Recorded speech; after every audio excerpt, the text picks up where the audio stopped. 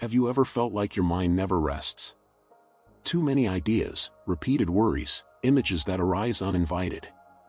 You try to calm down, but something inside keeps racing. Your body cries out for rest, but your head won't cooperate. Overthinking seems helpful, but it's like spinning a wheel without moving. You exhaust yourself, but you don't make progress. And the hardest part is that we get used to this internal noise, thinking it's normal to live this way. But what if it isn't? What if there's a lighter way to dwell within ourselves? Stoicism doesn't propose silencing the mind. It teaches us to make room for what's essential, to distinguish what deserves attention and what should be let go. Because lucidity doesn't come with effort, but with attention.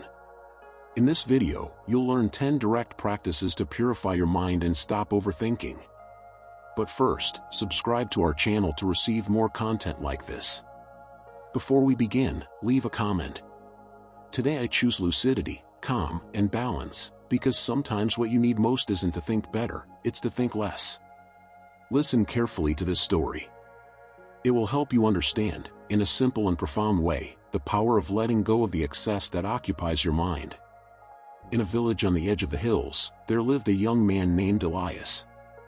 He was known for his sharp mind, always with an immediate retort, always anticipating situations, always examining everything around him, but inside, he lived exhausted. Elias thought so much that he forgot to feel. Before sleeping, he relived the day in detail. When he woke, he was already estimating the possible mistakes. He carried in his head the weight of 1,000 apprehensions, as if thinking more would protect him from everything. One day, the wise village elder, an ancient craftsman of silence, invited him to a path to the top of the hills. They walked in silence. From the top, overlooking the valley, the old man said to him, "Look at this field. It only blooms after winter. The earth needs to rest before it bears fruit. So does the mind." Elijah fell silent, for once without a reply. The old man then continued, "Thinking is useful, but overthinking is digging holes where there's no need. You don't need to anticipate everything, you just need to be present." That day, Elijah didn't come down from the hills wiser, but he came down lighter, with less certainty, but with more space within himself. The lesson of this fable: what you lack isn't always more thought. Sometimes what you lack is a break. And let's begin. Number 1, choose carefully where you place your attention. Have you ever felt like you were being dragged by your own mind? Like a boat adrift in the open sea, rudderless, directionless, at the mercy of the waves of ideas? They appear out of nowhere, multiply, mingle, and when you try to silence them, they seem to scream even louder.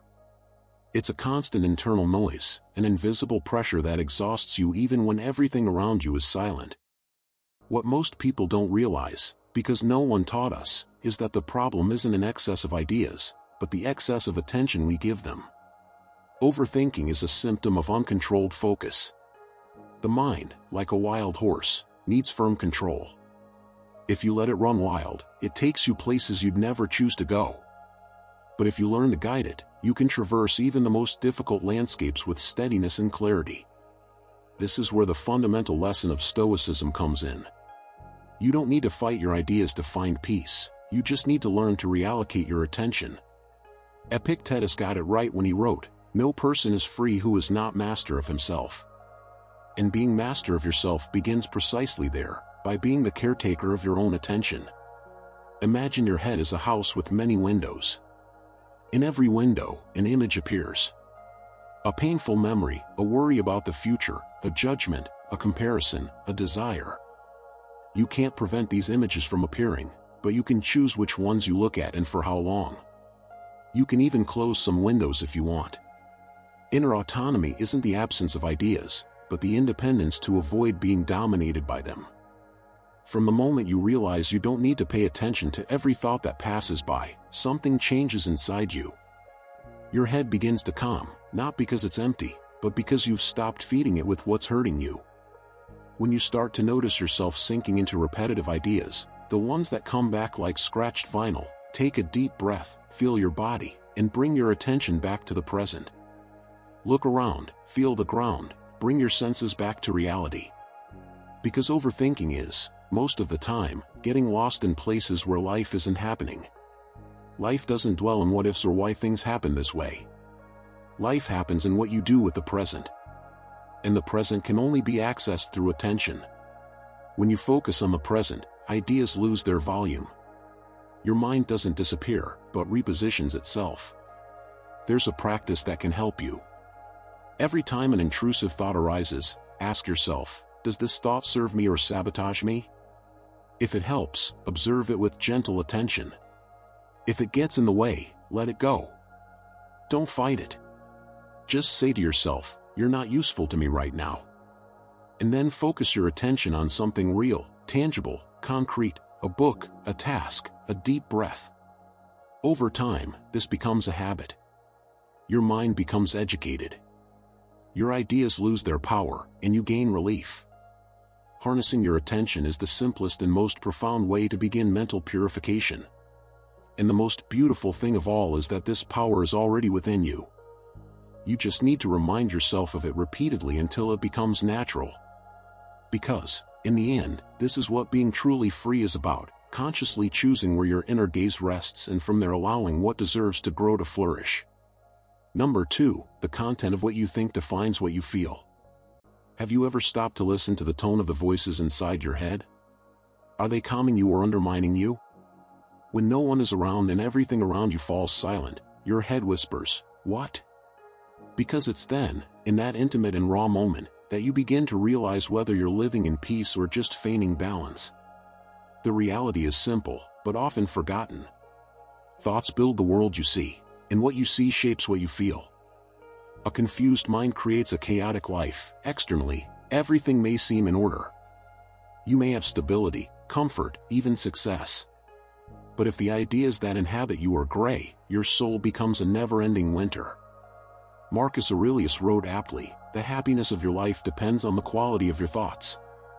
And what does this mean in practice? It means that thinking clearly is as essential as breathing, that feeding your mind with words of fear, comparison, or judgment is the same as gradually poisoning yourself. One sip at a time, every day. Get used to it. You get used to waking up early worried, going to bed already exhausted, constantly thinking about what could go wrong, what's missing, what others have. And without realizing it, this noise becomes the background noise of your existence. A sound that doesn't let you relax, that doesn't silence you, that convinces you that you're always behind, always falling short, always owing someone something. But there is a way out, and that way begins with an almost subversive act, noticing what you think. Not to control every thought, that's impossible. But to choose which ones you'll allow in, which ones you'll sit at the same table with, and which ones you'll simply let go. The quality of your thoughts is like the quality of the air you breathe. No matter how much you try to ignore them, they're affecting you. When they're polluted, your vitality disappears, your lucidity fades. If they're pure, each breath becomes a relief, and you begin to live with more space within. A practical example? When something frustrates you, you might think, "This always happens to me." And this thinking creates a feeling of inadequacy that perpetuates itself. But if you think this, it's uncomfortable, but it's a chance to react differently. Your body responds with a different kind of energy. You don't deny the pain, but you don't give in to it either. You choose the thought that sustains your presence. This is where Stoicism finds its strength. It doesn't ask you to be cold or apathetic, but to be discerning. Not with the world, but with what you allow within. Your head is a sanctuary, not an emotional cesspool. And the more you cleanse this space, the more you realize how heavy it was to carry everything that wasn't yours. So, if you want to stop overthinking, start by cleaning up the quality of what you think. Write it down, observe it, question it. Replace internal words like failure, guilt, and shame with learning, responsibility, and growth. Not as an escape, but as a rebuilding of the foundation upon which you read your own life. Remember, every emotion is born from a thought, and every thought is a choice, conscious or not. From today on, may your choices be calmer, kinder, and truer to who you truly desire to become, because your peace lies not in the silence of your mind, but in the harmony you cultivate within it. Number 3, what affects you only affects you because you agree. Perhaps you remember a seemingly ordinary day that went completely wrong because of a misplaced word, a sideways glance, a veiled comment. Sometimes it's just a misread gesture, and that's it. Your heart races, your head races, the day darkens inside. And all because? Because of something someone said or did? Or simply because your mind decided to interpret as a threat what might have been just the wind? But what if I told you that most things that hurt you don't have such power in themselves? That they only affect you because, on some level, you allowed them to? Seneca left no room for doubt when he wrote, "Man is disturbed not by things, but by the opinion he has of them." This is one of the hardest and most liberating lessons of Stoicism. You suffer not by what happens, but by the story you create about it. This isn't about denying emotions, pretending nothing affects you, or becoming insensitive. It's about understanding that there is a space, however small, between what happens and how you react. And it is in this space that your freedom lies. What you do with this space is what determines whether your day remains light or if you are dragged to the bottom of the well by something that perhaps didn't even deserve so much weight. Have you ever stopped to observe how the same situation can provoke completely different reactions in different people? A criticism that paralyzes one can motivate another. A breakup that sinks one liberates another. The fact is the same. What changes is the lens, the narrative, the opinion. And here's the fact, when you feel constantly affected, it's because there are still open wounds inside you, insecurities that they seek, without realizing it, confirmation of their worth. And any gesture, word, or absence can be interpreted as an attack, rejection, or a sign of failure. But this isn't about reality, but rather how you've learned to see yourself. Mental purification begins with letting go of the need to validate everything you feel as absolute truth. Not every thought is trustworthy, not every emotion is fair, and, above all, not every pain is compatible with its cause. The next time you feel affected, try stopping for a moment and asking yourself, is this situation truly serious, or is it my interpretation that's making it unbearable? This simple pause can be the remedy for an emotional avalanche. This also applies to conflicts. Sometimes you insist on winning a debate that didn't even need to happen. You respond to a provocation just to prove a point. But what you build isn't always a sign of vigor. Often, true power lies in not reacting, in turning inward and realizing that your peace is worth more than your reason. When you understand this, you begin to choose your battles more wisely. You stop wasting energy on what you can't control and start to better care for what truly matters, your serene clarity, your calm, your integrity. Free yourself from the idea that everything that affects you is the world's fault. Not everything that hurts is intentional. And even when it is, you still have the power to decide. Is this worth shaking me? Is this worth my energy? Generally, the answer will be no. Your opinion of things is the filter through which everything passes. And this filter can be tainted with old wounds, inherited insecurities, unrealistic expectations. Cleaning it is a daily task, but it is also the most direct path to a clear, resilient, and, above all, free mind. Because in the end, what truly disturbs you is not the world, but the way you've learned to see it. And the good news is, you can learn to see things differently from now on. Number 4. Returning to the essentials is the antidote to excess. Have you ever felt overwhelmed by things that, deep down, you don't even know why you do them? A routine full of tasks that don't nourish you, a fast-paced routine that exhausts you, a constant search for more answers, more control, more security. We live in a world where excess disguises itself as progress and where complication has become synonymous with importance. But what is this costing you? The human mind wasn't designed to digest so much at once. And each excess stimulus steals a bit of its presence, its clarity, its peace. It's as if we were trying to drink from an overflowing fountain of mud. The more we take in, the less clearly we see. And herein lies the Stoic proposition. Return to the essentials, because it is in the essentials that calm resides. Musonius Rufus, one of the great masters of Stoicism, wrote, "The further we distance ourselves from nature, the further we distance ourselves from anguish." This is not an ecological suggestion, it is an existential lesson. Returning to nature is also returning to your nature, to what is simple, to what is true. When you reconnect with what matters, an honest gesture, a deep breath, a leisurely walk, you begin to realize how overwhelmed you were by distractions, the excess of information, tasks, expectations. All of this acts like a dense blanket over your head, preventing you from seeing clearly what you feel and what you need. This is why you often feel tired without having done anything physically exhausting. Fatigue doesn't just come from the body, it comes above all from the accumulation of ideas that lead you nowhere, from the excess of choices that don't belong to you, from the pressure to be everything to everyone all the time. Returning to the essential is, therefore, an act of rebellion against the culture of excess. It's saying no to what distracts you, even if everyone says yes. It's silencing the noise of comparison, compulsive productivity, and external validation. It's looking within and asking yourself honestly, what is indispensable to me? What really makes sense? And then comes the hardest part, letting go.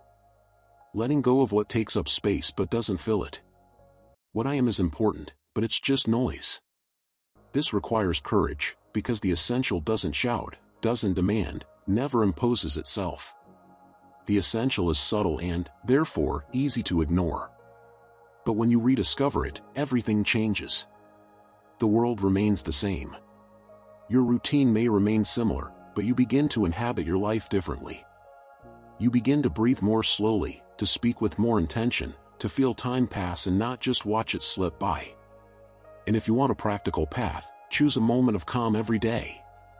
5 minutes of silence, a task done without distractions, a space in the house free from excess, a conversation without cell phones at the table. Not because it's nice, but because it's necessary, because excess doesn't go away on its own. It needs to be eliminated. Mental purification doesn't happen just inside your head.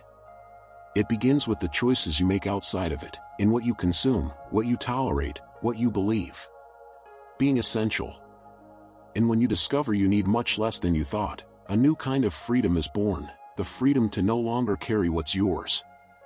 In the end, you don't need more stimulation, you need more space. And the essential, always fits in silence. Number 5, you become what you let in. Have you ever noticed that often it's not what happens in the world that wears you down, but what you allow into your head unfiltered? The notifications that change your mood, the comparisons that bring you down, the flood of opinions telling you who you should be, what you should have, how you should live. The result is a fatigue that comes not from the body, but from the soul.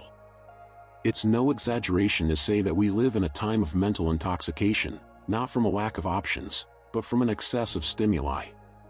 Everything blinks, calls, demands, wants your attention, as if your head were a public square where anyone can shout. And the problem is that you, without realizing it, have been letting these voices in. And what enters shapes, what shapes remains. Aristotle of Chios warned us with timeless precision, only those who desire more than they need are poor. And what is this excessive desire if not a faithful reflection of what we unconsciously absorb?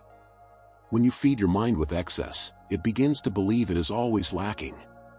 This is how anguish arises, not from reality, but from the fantasy that you should be somewhere else, be someone else, live another story. Everything you contemplate becomes part of who you are. If you spend hours watching perfect lives on social media, you begin to feel your life is insufficient. If you hear complaints and judgments daily, your mind becomes critical and negative. If you surround yourself with trivialities, your thinking weakens. It's inevitable, but the opposite is also true. If you contemplate silence, you begin to hear your own inner voice. If you read something that expands, your vision broadens. If you expose yourself to the beauty of a song, a landscape, a kind gesture, your heart begins to remember that there is a lighter rhythm to life. Purifying your mind starts there. Restricting entry. Like a demanding hostess who doesn't open her home to just anyone, you don't have control over everything that happens outside, but you do have the power to decide what enters. This goes beyond discipline, it's about respecting yourself. Pause for a moment and ask yourself, what have I been contemplating frequently? Does it strengthen me or make me sick? Does it bring me closer to who I want to be or misalign me with my essence? These questions, asked sincerely, can be the beginning of a true internal reconfiguration. When respected, the mind flourishes. When exposed to excess, it becomes sick. You don't need to escape the world, you just need to learn to filter what deserves a place within you. And the rule is simple. That which disturbs you more than it teaches you isn't worth your time. That which provokes more desire than peace isn't worth your gaze. That which fuels noise rather than inner silence deserves no space in your day. Your soul is becoming something right now. The question is, what have you been allowing it to contemplate? Number 6. When your mind breathes, everything becomes clearer. Deep down, the human mind doesn't seek to know everything, it seeks to withdraw. But in an age of excessive information, opinions, and rigid certainties, you've been convinced that you need to gather more data, more answers, more theories, more certainties. And the more you accumulate, the more lost you feel, not from a lack of material, but from a lack of silence. An intoxicated mind isn't an ignorant mind, it's a crowded mind. Overflowing with possibilities, doubts, and conflicting paths. It's the paradox of knowledge without peace. You know so much and yet you feel you don't know enough, because knowledge without clarity doesn't illuminate, it confuses. And knowledge without direction doesn't guide, it disorients.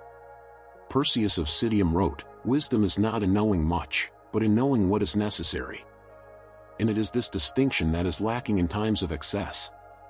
Because what frees you is not knowing everything, but discerning what deserves space within you. True wisdom is selective, it does not accumulate, it purifies, it does not display, it dissolves what is useless. Have you ever noticed how the lighter moments of your life were not filled with explanations, but with presence? How certain simple conversations left a greater mark on you than theories. How a sunset or a shared silence healed what no argument could touch. It's because your mind, like a lake, only reflects clearly when it's still. The accumulation of ideas, no matter how intelligent they seem, agitates the waters. And where there is constant agitation, there is no vision, only distortion. Therefore, purifying your mind is not about filling it with new knowledge, but emptying it of what no longer serves you. It's about having the courage to let go of old opinions, to question inherited certainties, to accept that in many moments, not knowing is what brings you closest to a deep understanding. Clarity arises from reduction, from the reduction of noise, of stimulus, of the obligation to understand everything.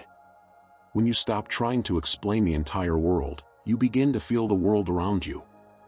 And this feeling is a knowledge that is not learned through deeds, but rather accessed in silence.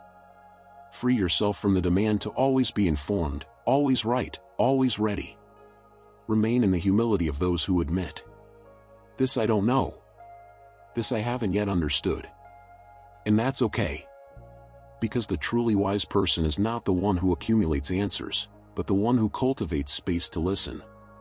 Allow your mind to breathe, to have space, to refuse to be a repository for everything. Inner lightness doesn't come from a full mind, but from a well-cared-for mind that selects, prioritizes, and silences. At the end of this journey, the invitation is simple.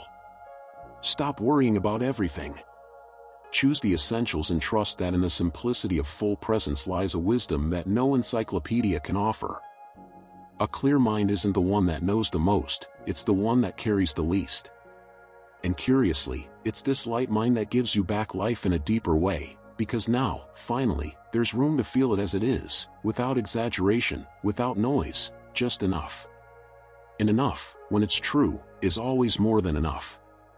Number 7. Haste poisons the mind. Do you feel like you're always trying to reach something that never arrives? As if life were one step ahead, and no matter how hard you run, you can never touch it. There's a restlessness that accompanies you. It doesn't shout, but whispers constantly. You're late. It's as if there's an invisible countdown clock, demanding that you resolve everything, understand everything, achieve everything. Now, this silent urgency is one of the greatest sources of modern suffering. You wake up and already feel the weight of the day before you even get out of bed. Coffee is drunk in a rush. Conversations are answered automatically. Commitments pile up, and you barely breathe. But your body obeys, and your intoxicated mind pretends to be in control. When, in reality, you're being swept away by a tide of expectations that aren't yours. And here comes the lesson Zeno of Citium left us, with a brief sentence that spans centuries. Time heals what reason cannot. It's a brief sentence, but loaded with depth. Because there are pains, confusions, and exhaustion that can't be resolved with logic, nor in haste. They only melt away with time. That silent master you try to hurry without realizing you're trying to pluck a still green fruit. An agitated mind is an impatient mind. It wants ready-made answers, defined paths, certainties. But life doesn't offer these. Life offers paths, stages, silences.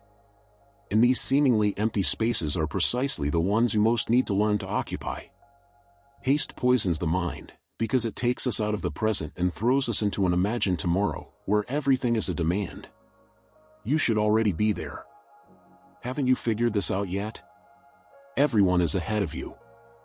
And these phrases, inside, are repeated like a harmful mantra that exhausts you before the day even begins. But what if you started to slow down? Not to do less, but to do it with presence, to get out of automatic mode and enter consciousness, to understand that there's no need to rush all the time, that there's great value in walking slowly, in observing the path, in allowing answers to come at the right time. There's wisdom in knowing. There's beauty in being in the middle of the process. But haste doesn't let you see this. It blinds you to everything that doesn't offer immediate results. And so you live in a rush, but never arrive. You live doing, but never feel fulfilled. You live thinking, but never feel calm. Mental purification necessarily involves reconciling with time, understanding that it is not your enemy, but your ally, that it doesn't demand haste, but asks for trust. And trust only arises when you learn to stay with what is here now, without demanding that it transform prematurely. Start with a simple gesture. Breathe before responding. Give a few seconds between one thought and another. Walk without looking at your phone. Leave blank spaces in your routine, not to fill later, but to simply be. These spaces are not wasted time, they are the fertile ground of presence. The mind needs pauses to breathe, margins, silence. When everything is full, everything is excess, and excess makes you sick. But when there is space, time enters. And when time enters, healing begins. You don't have to arrive first.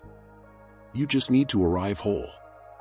To achieve this, you must respect the natural rhythm of life, this flow that cannot be controlled but can be accompanied with serenity, with acceptance, with a wisdom that only reveals itself to those who dare to slow down. Because in the end, the true urgency is not to do everything quickly, it is to stop rushing through what can only be experienced with presence. Number 8, those who desire too much never feel fulfilled. Have you ever felt that even when you achieve something, the feeling of emptiness returns soon after? As if every goal achieved comes with a new hole. First you want a job, then you want recognition, then a raise, stability, more time, more freedom, and yet something remains missing. The cycle of when I have this, then I'll be happy never ends. It's like trying to quench your thirst by drinking salt water. Diogenes of Sinope firmly said, "Nothing is enough for those who have enough." He knew, like few others, that the human psyche, when not trained to stop, turns any achievement into a starting point for the next desire. And this is exhausting, addictive, and self-sabotaging. We live in a society that fuels this restlessness as if it were a merit. You hear that you need to be ambitious, that stopping is failure, that slowing down is becoming irrelevant. But there's a huge difference between growing with purpose and running aimlessly. The intoxicated mind doesn't know the difference. It only craves more. This incessant desire to have more, to be more, to show more, fuels an anguish that never rests. It's like constantly trying to reach a line in the distance that recedes as you move forward. You waste your energy, your hours, your mental health. And when you stop, you realize you haven't moved forward. Dissatisfaction isn't born of lack, it's born of excess. Excessive expectations, comparisons, empty goals. It grows every time you believe your life needs to be like others, every time you measure yourself by standards that aren't even yours. Every time you forget to look at what you already have because you're too busy, wanting what you haven't yet achieved. And how do you purify yourself of this? By relearning to satisfy yourself, not passively, resignedly, but with active gratitude, with presence, with lucid awareness of what already exists within you. Life is not short. The space you give to what you already have is small. Try stopping, looking around, taking a deep breath, and truly asking yourself, what among all I have now? Would it be enough if I knew how to appreciate it? This question can open internal doors that no external achievement can touch. Practice contentment as an act of resistance. Reject excess. Question desire. Embrace the simple. Discover the pleasure of small things. A hot coffee sip leisurely. A day without pressure. A leisurely conversation. Complete silence. Restless desire will always tell you something is missing. But the serene soul will know how to respond. There's no shortage. It just hasn't been noticed yet. Because when you learn to see enough in what you have, abundance stops seeming like a distant promise and becomes an inner state. And then something changes, your head calms, your heart slows down, life begins to make sense from the inside out. Not because everything is perfect, but because you've stopped seeking outside what has always been within. In the end, it's not about having less or wanting less, it's about desiring with clear awareness. It's about knowing when to stop. It's about realizing that maybe, just maybe, the peace you so desperately seek lies in what you already have and always have. Number 9. Let go of what was never in your hands. Have you noticed how much of your life is consumed trying to control the unpredictable? You plan every detail, anticipate every risk, anticipate every prediction of what others will think, feel, do. And even with all your efforts, something always slips away. Someone changes their mind, the opportunity doesn't present itself, the answer doesn't arrive, and the anguish grows. Not because something has gone wrong, but because you believed it was your responsibility to hold on to what was never in your hands. Panetius of Rhodes, a wise Stoic, gave us a key to freedom when he stated, "What does not depend on us is indifferent to happiness." This does not mean emotional coldness, emotional indifference, or passive resignation. It means serene clarity. It means knowing where your true reach ends and where life begins, with all its movements beyond your control. An intoxicated mind is a mind that tries to control everything. It confuses effort with security. It thinks that if it tries harder, thinks more, insists more, it can avoid pain, mistakes, and the unexpected. But this attempt is like trying to catch the wind with your hands. It tires, frustrates, and disconnects you from what can truly be done. Letting go of what does not depend on you means accepting that some situations cannot be resolved immediately, that some people will not understand you, that some cycles will not close the way you expected, and yet this does not have to imprison you. How many times have you blamed yourself for things beyond your control? Have you blamed yourself for an outcome that wasn't entirely yours? Have you lost sleep trying to find an explanation for other people's actions? This is the root of much mental exhaustion. And the remedy begins with a simple question. Is this truly in my hands? If the answer is no, then letting go isn't giving up, it's liberating yourself. It's removing a weight from your head that was never yours. It's redirecting your energy toward what can be transformed, your attitude, your choice, your interpretation. That belongs to you. There is a quiet peace in accepting life's course, in realizing that you are not responsible for everything, nor do you need to be. That there is wisdom in preparing, but also in allowing, that there is value in trying, but also in letting go.